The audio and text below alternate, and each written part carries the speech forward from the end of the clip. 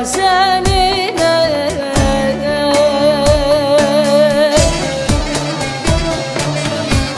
gazeline,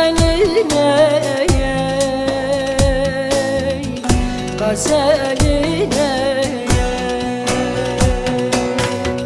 Yaylam senin hiç gelmez mi güzeline, güzeline.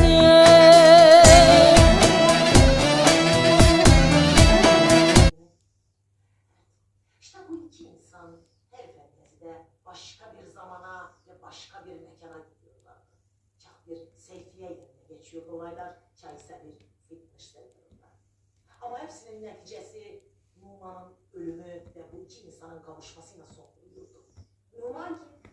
Numan benim kocam. Ama ismini aklında tutma, değmez.